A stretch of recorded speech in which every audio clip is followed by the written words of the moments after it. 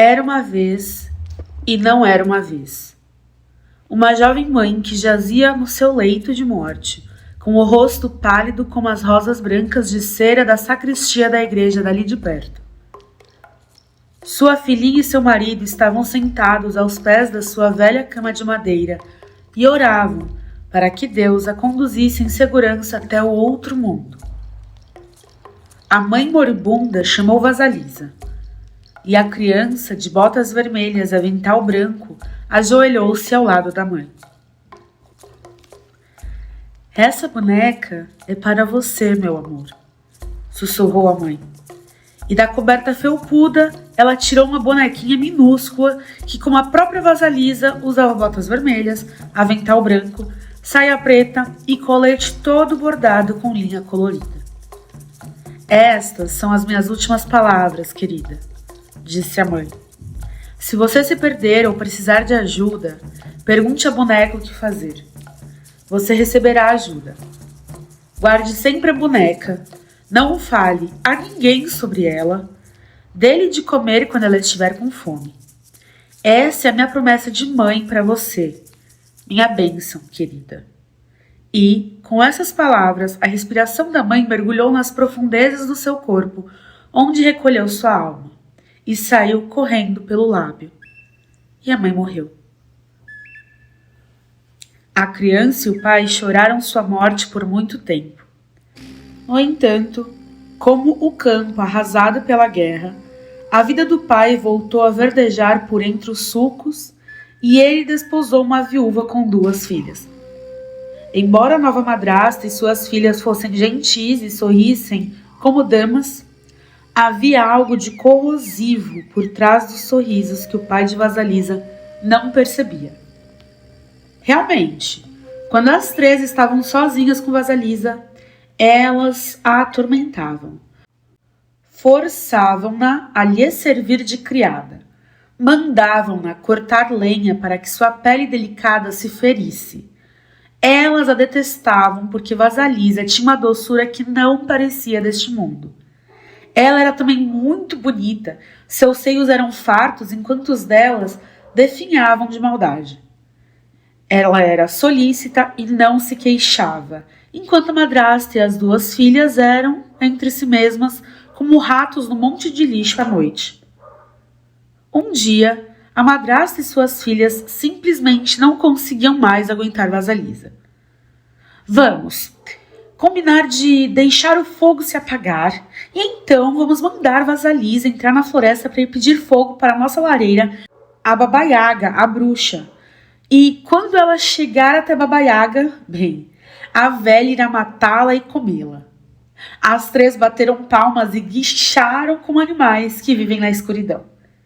Por isso, naquela noite, quando Vasalisa voltou para casa depois de catar lenha, a casa estava completamente às escuras. Ela ficou muito preocupada e falou com a madrasta: o que aconteceu? Como vamos fazer para cozinhar? O que vamos fazer para iluminar as trevas? Sua imbecil, reclamou a madrasta. É claro que não temos fogo. E eu não posso sair para o bosque devido à minha idade. Minhas filhas não podem ir porque têm medo. Você é a única que tem condições de sair floresta dentro para encontrar Baba Yaga e conseguir dela uma brasa para acender nosso fogo de novo. Ora, está bem, respondeu Vasalisa inocente. É o que eu vou fazer. E foi mesmo. A floresta ia ficando cada vez mais escura e os gravetos estalavam sob os seus pés, deixando-a assustada. Ela enfiou a mão bem fundo no bolso do avental e ali estava a boneca que a mãe, ao morrer, havia lhe dado. Só de tocar nessa boneca já me sinto melhor, disse Vasalisa, acariciando a boneca no bolso. A cada bifurcação da estrada, Vasalisa enfiava a mão no bolso e consultava a boneca. Bem, eu devo ir para a esquerda ou para a direita? A boneca respondia sim, não, para esse lado ou para aquele lado. E Vasalisa dava à boneca um pouco de pão enquanto ia caminhando, seguindo o que sentia estar emanando da boneca. De repente, Um homem de branco, num cavalo branco, passou galopando e o dia nasceu. Mais adiante, um homem de vermelho, num cavalo vermelho, passou e o sol apareceu. Vasalisa caminhou e caminhou, e bem na hora em que estava chegando ao casebre da Baba Yaga, um cavaleiro vestido de negro passou trotando e entrou direto no casebre. Imediatamente fez-se noite. A cerca feita de caveiras e ossos ao redor da choupana começou a refugir como um fogo interno de tal forma que a clareira ali na floresta ficou iluminada com uma luz espectral. Ora, Baba Yaga era uma criatura muito temível. Ela viajava não num cochê nem numa carruagem, mas num caldeirão com o formato de um grau que voava sozinho.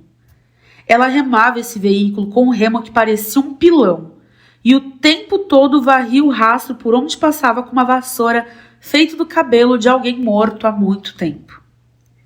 E o caldeirão veio voando pelo céu com o próprio cabelo sebento de Baba Yaga na esteira. Seu queixo comprido era curvado para cima e seu longo nariz era curvado para baixo, de modo que os dois se encontravam no meio do caminho. Baba Yaga tinha um ínfimo cavanhaque branco e verrugas na pele adquiridas de seus contatos com sapos. Suas unhas manchadas de marrom eram grossas e estriadas como telhados, e tão compridas e recurvadas que ela não conseguia fechar as mãos. Ainda mais estranha era a casa da Baba Yaga. Ela ficava em cima de enormes pernas de galinha, amarelas e escamosas, e andava de um lado para o outro sozinha. Ela às vezes girava e girava como uma bailarina em transe. As cavilhas nas portas e janelas eram feitas de dedos humanos, das mãos e dos pés, e a tranca da porta da frente era um focinho com muitos dentes pontiagudos. Vasalisa consultou sua boneca. É essa a casa que procuramos? E a boneca, a seu modo, respondeu: É essa que procuramos. E antes que ela pudesse dar mais um passo, Baba Yaga, no seu caldeirão, desceu sobre Vasalisa aos gritos: O que você quer? Vovó, vim apanhar fogo, respondeu a menina estremecendo. Está frio na minha casa, o meu pessoal vai morrer, preciso de fogo. Ah, sei, retrucou Baba Yaga rabugenta. Conheço você e o seu pessoal. Bem, criança inútil, você deixou o fogo se apagar, o que é muita imprudência. Além do mais, o que a fez pensar que eu lhe daria a chama? Porque eu estou pedindo, respondeu rápido Vasalisa, depois de consultar a boneca. Você tem sorte, resmungou Baba Yaga. Essa é a resposta certa. E Vasalisa se sentiu com muita sorte por ter acertado a resposta. Baba Yaga, porém, a ameaçou. Não há a menor possibilidade de eu lhe dar fogo antes de você fazer algum trabalho para mim. Se você realizar essas tarefas para mim, receberá o fogo. Se não... E nesse ponto, Vasalisa viu que os olhos de Baba Yaga de repente se transformavam em brasas. Se não, minha filha, você morrerá. E assim, Baba Yaga entrou pesadamente no casebre, deitou-se na cama e mandou que Vasalisa lhe trouxesse a comida que estava no forno. No forno havia comida suficiente para 10 pessoas e a Yaga comeu tudo, deixando uma pequena migalha e um dedal de sopa para Vasalisa. Lave minha roupa, varra a casa e o quintal, prepare minha comida, separe o milho mofado do milho bom e certifique-se de que tudo está em ordem. Volto mais tarde para inspecionar seu trabalho. Se tudo não estiver pronto, você será meu banquete. E com isso, a Baba Yaga partiu voando no seu caldeirão, com o nariz lhe servindo de biruta e o cabelo de vela. E anoiteceu novamente. Vasalisa voltou-se para a boneca assim que a Yaga se foi. O que vou fazer? Vou conseguir cumprir as tarefas a tempo? A boneca disse que sim e recomendou que ela comesse algo e fosse dormir. Vasalisa deu algo de comer à boneca e também adormeceu. Pela manhã, a boneca havia feito todo o trabalho e só faltava preparar a refeição. À noite, a Yaga voltou e não encontrou nada por fazer.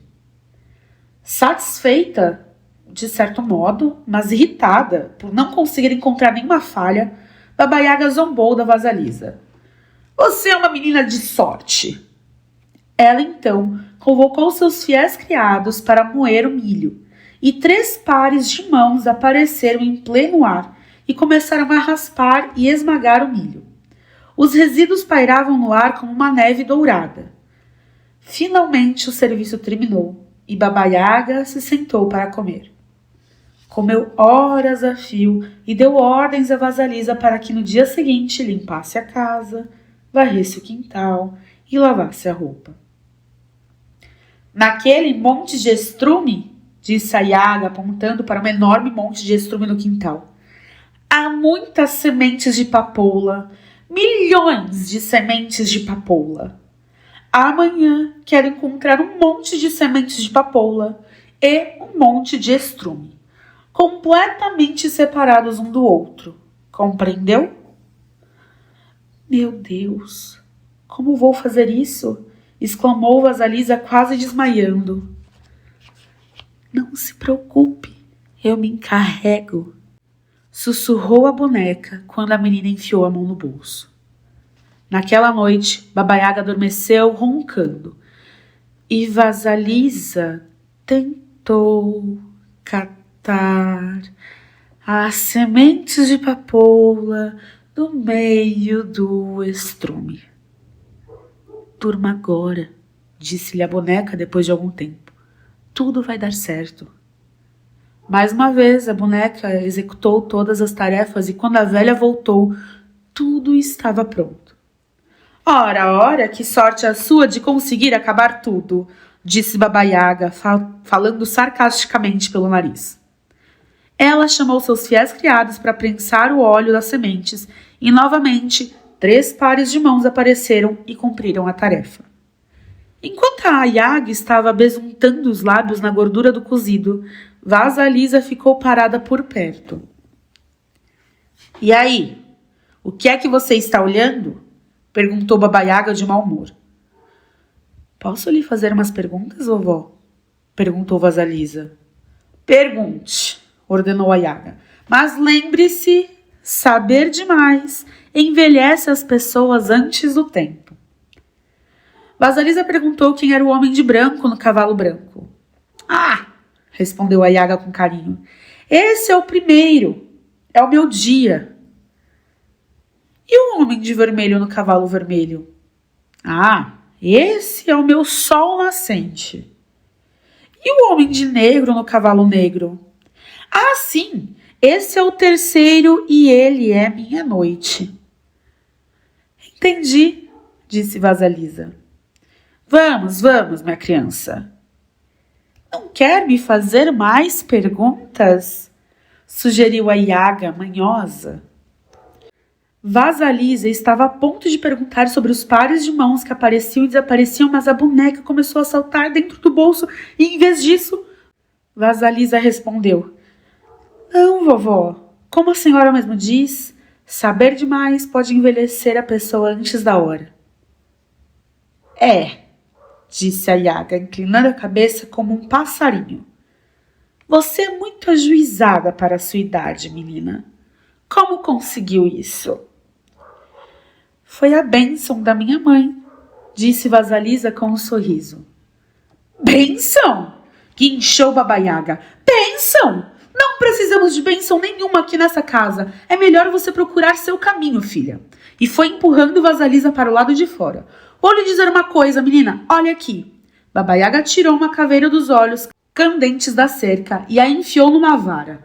Pronto, leva esta caveira na vara até sua casa. Isso, esse é o seu fogo. Não diga mais uma palavra sequer, só vá embora. Vasalisa ia agradecer a Yaga, mas a bonequinha, no fundo do bolso, começou a saltar para cima e para baixo. E Vasalisa percebeu que devia só apanhar o fogo e ir embora. Ela voltou correndo para casa, seguindo as curvas e voltas da estrada com a boneca, lhe indicando o caminho. Era noite e Vasalisa atravessou a floresta com a caveira numa vara, com o brilho do fogo saindo pelos buracos dos ouvidos, dos olhos, do nariz e da boca. De repente, ela sentiu medo dessa luz espectral e pensou em jogá-la fora. Mas a caveira falou com ela, insistindo para que se acalmasse e prosseguisse para a casa da madrasta e das filhas. Quando Vasalisa ia se aproximando da casa, a madrasta e suas filhas olharam pela janela e viram uma luz estranha que vinha dançando pela mata. Cada vez chegava mais perto. Elas não podiam imaginar o que aquilo seria. Já haviam concluído que a longa ausência de Vasalisa indicava que ela, a essa altura, estava morta, que seus ossos haviam sido carregados por animais e que, ela havia desaparecido. Vasalisa chegava cada vez mais perto da casa, e quando a madrasta e suas filhas viram que era ela, correram à sua direção dizendo que estavam sem fogo desde que ela havia saído e que por mais que tentassem acender um, ele sempre se extinguia. Vasalisa entrou na casa sentindo-se vitoriosa por ter sobrevivido à sua perigosa jornada e por ter trazido fogo para casa. No entanto, a caveira na vara ficou observando cada movimento da madrasta e das duas filhas, queimando-as por dentro. Antes de amanhecer, ela havia reduzido a cinzas aquele trio perverso.